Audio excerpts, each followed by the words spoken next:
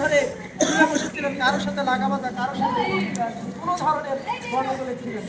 তারপরও বলবো, আপনাদের কাছে আমি অনুরোধ করব যে আমার বাবা যদি চলাফেরা করার সময় কারো মনে যদি কখনো কষ্ট দিয়ে থাকেন, কারো কাছ থেকে যদি কোনো কিছু নিয়ে থাকে, কষ্ট দিয়ে থাকে, আল্লাহর রাস্তায় সবাই মাফ করবে। আর যদি কারো কাছ থেকে কোনো কিছু নিয়ে থাকেন, যারা পাওয়া থাকে, তাহলে আল্লাহর রাস্তায় আপনারা আমাদেরকে বলবেন, আমাকে বলবেন, আমরা ইনশাল্লাহ আমাদের সাধ্যমতো চেষ্টা করবো পরিশোধ করার। প্রিয় হাজিরিন, আমি আর কথা বাড়াবো না। কথা একটাই, আজকে আমরা যে মাইয়ের দোয়া করতে আসছি, সেইখানে আমরা আগামীতে আপনি আমি সবাই আসবো, আমাদের দোয়া করতে আসছি। দোয়া তখনই হবে, দোয়া তখনই কবুল হবে যদি আমার ভিতরটা সবসময় ঠিক থাকে।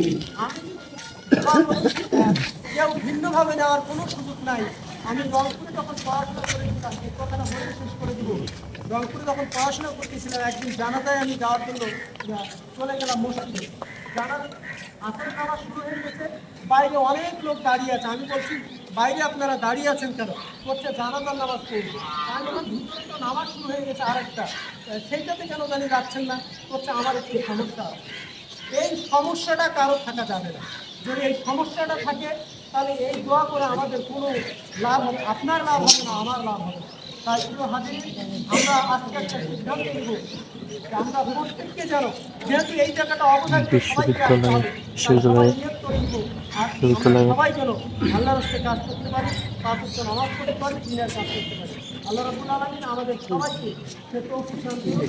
এই আবেদন করে আমরা আসসালামু আলাইকুম ওয়া রাহমাতুল্লাহ। সবাই জানাজার জন্য নিয়ত করে নেন। যারা আরবি নিয়ত করেন তারা তো আরবি নিয়ত করবেন। বাংলা নিয়তের জন্য কাজ করতে